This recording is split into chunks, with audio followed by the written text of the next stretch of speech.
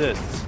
125-111. Impressive win on the road for Utah. They are on the right path right now. They take the home and home. They won 8 of 9 overall. Mitchell becomes the first with 12 straight games of 24 points or more since Karl Malone. Remember him? He was pretty good for the Utah Jazz back in the day. Guys, Donovan Mitchell, a little bit of a slow start like his teammates this season. What's gotten him going here in the new year? Well, I think a combination of time and understanding how to really be the franchise guy.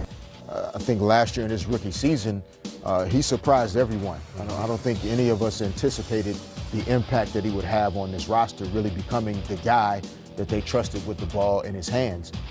And then coming back into this season, the entire NBA is ready for Donovan Mitchell. Correct. So now the game plan is geared up to slow him down. And I think it took some time for him and for the team to adjust to how can we be successful with Donovan Mitchell running and leading our team, but then balancing it out enough for everybody else to have opportunities. And I think they found a nice sweet spot. Quinn Snyder, to me, is one of the great coaches in our league. I mean, we had a lot of great coaches in the league, but Quinn's doing a great job with his group. Yeah, well said, Fish. I think last year, like you said, they were a surprise on the season. I think this year Denver might be doing what they do, what they were expecting Utah to do. But Mitchell's a stud, man. He's consistent. He's got an outside jump shot. He kind of reminds me like a D-Wade kind of player. Very fast, very athletic, very explosive. But with a three-point shot. But with a great three-point shot, yeah. Exactly. Can make plays for his teammates.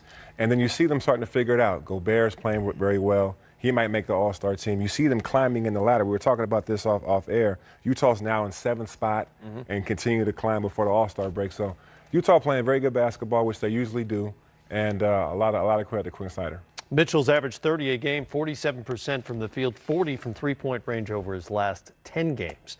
How about the Clippers? They returned from a 3-1 road trip to find the Kings awaiting them in Los Angeles. We're assisting, guys. We're sharing the basketball. Kids, pay attention. Marcin Gortat to Tobias Harris. How about Harris returning the favor? Little pick and roll action, simple basketball. Easily executed. And then Lou Williams, become an assist machine here over the last couple of games, coming off his first triple-double. To Montrezl Harrell for the layup and one. Williams to Harrell again. Great finish right there. Great pass right there by Lou Will. Harrell goes above the rim. Beautiful. Harrell's really found a home in Los Angeles. Clippers with 21 assists on 25 buckets at the half. Second half, here come the Kings. De'Aaron Fox for 3. Fox, how about behind the back? That's nice. Then finishing, Bogdan Bogdanovic. Know your Bogdanovi. That's a long 2. He had 19. Clippers up by 5 at that point, but they finished it off. Patrick Beverley scooping. And the night, long to Harrell. 11 of 13 from the field. How about that for efficiency as he goes for 25 and 7 rebounds. Clips have now won 3 in a row and improved to 3-0 against Sacramento. Kings were just 8 of 36 from 3. They've lost 8 of 10 away from home. Montrezl Harrell was still making his way in the league when he was traded over to the LA Clippers and had a huge void open up for him when DeAndre Jordan left, and they haven't really missed a beat in that regard. No, he's maximizing his opportunity there. You can see plays above the rim, plays with a lot of energy. Very, very similar to Fareed, maybe a little taller in size, but does a great job averaging 16 points, 7 rebounds. And what I like, averaging 1.3 blocks a game, doing a good job protecting the paint for those guys, giving them great energy, being very efficient, as you saw again tonight. Can finish with both hands inside. So very, very impressive. He's on a short list as well, maybe with Siakam as well in Toronto as most improved this season. And a great example of a big athletic guy who's going to make a ton of money in the NBA by doing really basic things, right? Going to the rim, rebounding, dunking on the pick and roll. It's a good formula if you can pull Great it off. formula. Embrace your role. Yeah, Clippers had 35 assists in this game. Impressive for a team that doesn't necessarily have the type of perimeter shooting that you sometimes see, with the great shooting teams in the league. It just speaks to, I think, the identity that this team has embraced with one another. No man is greater than the other. They're sharing the basketball, playing together, utilizing the strengths of each of them. And it's impressive. I think Doc Rivers is doing a wonderful job with this group. And they're going to be an interesting team to watch as the season kind of tightens up. You know, can Lou Williams continue that fourth quarter scoring that he does so that the Clippers can steal some wins and hang into that Western Conference playoff hunt? And can the Clippers hang on to what is right now the 8th spot for them and hold off the likes of the Lakers, the Timberwolves, the Pelicans, and everybody else? LeBron's coming back. The Western Conference. He's coming back sooner rather than later, that's for sure. All right, much more ahead here on Game Time coming up. Clay on the reasons he's hot at the moment and why the DeMarcus Cousins era is off to such a smooth start.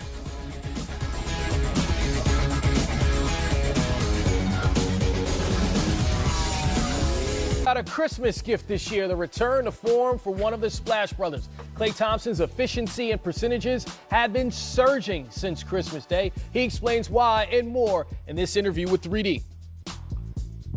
Klay Thompson is one of the greatest shooters this game has ever seen. Nobody in the history of the game can heat up like this guy can. Here's Thompson for three. Oh, he is on fire. Thompson again.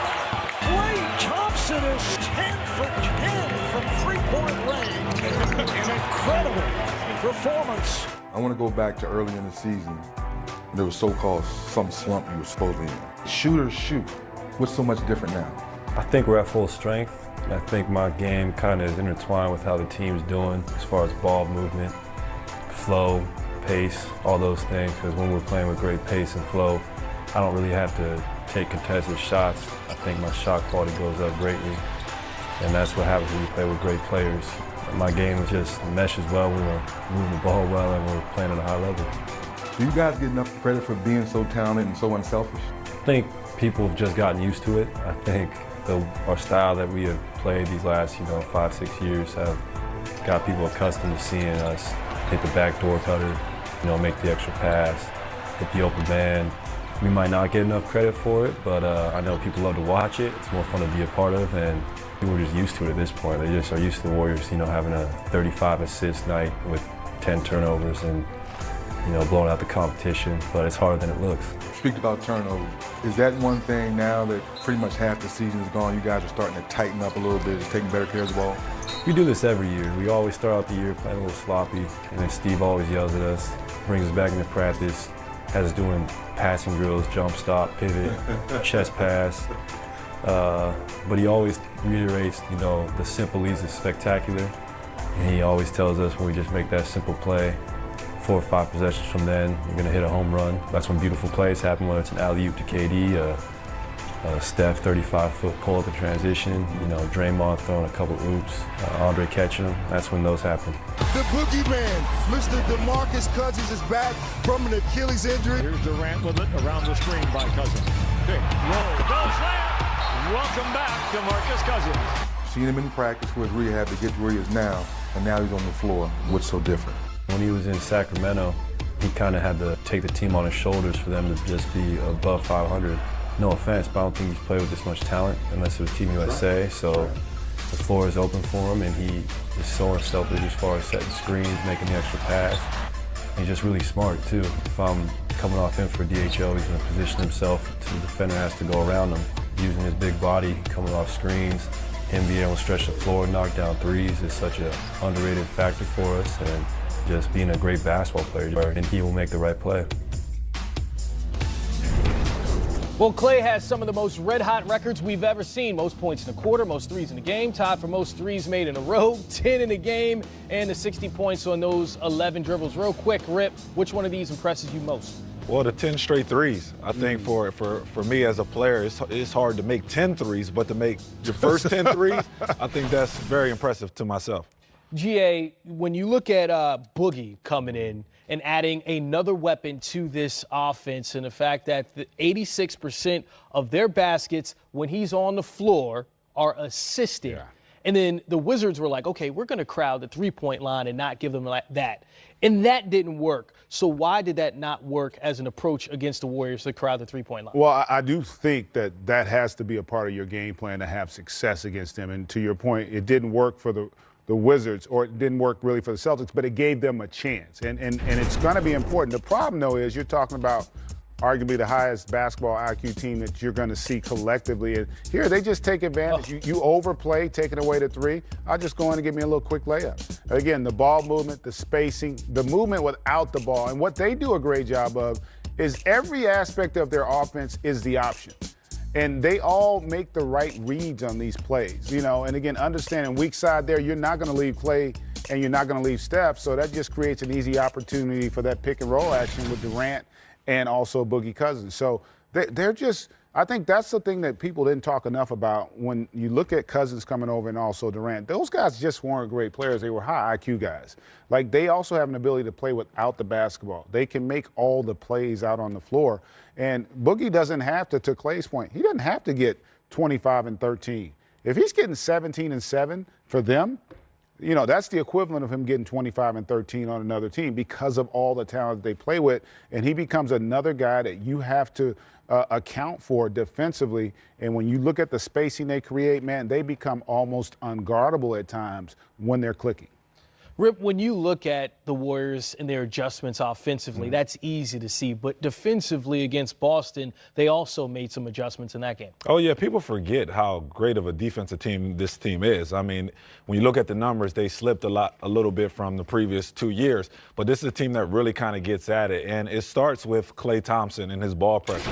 I think he's one of the best two-way players that we got in the game. And him guarding Kyrie Irving right here. But look at the weak side. You got two guys in the paint. You got Steph Curry and Draymond Green helping, and is willing to give up the shot for Al Horford. Again, you see three guys, all of them, they got their eyes on Kyrie Irving because they know that he's a big part of this team. Now you got a guy like Boogie Cousins that can pretty much be a rim protector for this team, which they've been lacking all season long.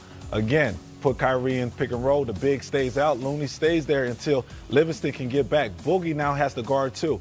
Now he does a great job of getting in front of Al Horford, and now when they do that, now they're in transition, and this is where they make teams pay. If this team's allowed to get in transition and get easy baskets, especially like that, they're just too good of a team. They share the ball. They average, close to 30 assists a game. This is a team that's tough to beat, not just because their offensive game, but their defense has also been great too. Certainly a dynamic ball club. We all know about the Splash Brothers, but now they have the Splash Cousins. I mean, he's shooting 57% from three-point range since coming over. But how has he unlocked this offense in different ways? Well, the big thing for him is the shot quality. Okay, when you're the focal point of the offense, oftentimes you're going to take a lot of 9-1-1s. You're going to have to create all your own offense. And you see here, offense gets creative for him. I mean, these are not hard shots. And so when you give a great player these kind of looks, he's going to shoot a tremendously high percentage. And I think from his standpoint, it's probably the easiest the game has ever been, other than when he plays on Team USA, because he's basically playing on Team USA right now when you look at the makeup of this Warrior squad. And Rip, to your point, the point differential since Boogie has been with the Warriors, that's the thing that you're looking at, including their tight game against Boston. That's factored into the equation. Listen, you got 5 All-NBA guys on the team, and when they're on the floor together, you look, they got 43 assists on their 50 makes. So that's very impressive to me, because anytime you got a superstar type caliber guy, you got 2 former MVPs, a lot of times guys try to take it upon themselves to kind of be the leader on the offensive end. But they know they do it by committee. You heard Klay Thompson's interview. He says, hey, you know what? I got the luxury of playing with great players. And when you're playing with great players, the spacing is great, like GA say. You ain't got to take tough shots. You ain't got to go out there and force the issue, because you know if you swing the ball, your teammate is going to be looking for you to get yourself a wide open basket. Well, it won't be too long before you can see the Splash Brothers and the Splash Cousins right here on NBA TV. They're on Game Night Monday. Casey Stern, Candace Parker, Steve Smith will call the game between the Warriors and the Pacers. The nightcap will feature the Hawks and the Clippers. Coverage starts at 6:30 with the Auto Trader pregame show. Montrezl Harrell cleaning up the mess. 25 points off the bench for Harrell. He also added 7 rebounds, missed just 2 shots. Here's Patrick Beverley with Christina Pink following the victory. Pat. So many positives for the Clippers in that one, but let's focus on the assists. 35 team assists. Lou Will, known as a guy that'll get you a bucket, but he had 10 of those. Really, they were effective as a total unit, being able to make sure everyone gets a touch. You know, they put a tremendous amount of pressure on you with their ability to execute offensively. You know, they get the rim runs. They can space it with the three-point shooting. They're collectively a good passing basketball team with terrific spacing. And so when you've got that combination and the confidence with which they're playing right now, you know, they're having success. You know, they had a little bit of a struggle there. Obviously, Gallinari's out right now, but they seem to have righted the ship here, having won 3 in a row. And you say a struggle. When we look at the Kings and the Clippers a month and a half ago, it was like, wow, look at these two teams surprising everyone towards the top of the Western Conference standings, and you see where they are now. Not that they're bad, because both teams are still exceeding expectations, but the trading deadline is coming up. If you're the Kings, if you're the Clippers, do you buy or do you sell? What do you say, Rip? Well, for the Kings, I think you stay put. I mean, you got a great young nucleus here. Like we talked about, I feel like they got in a couple of years, we'll be talking about Buddy Hield and De'Aaron Fox as one of the best backcourts in the game.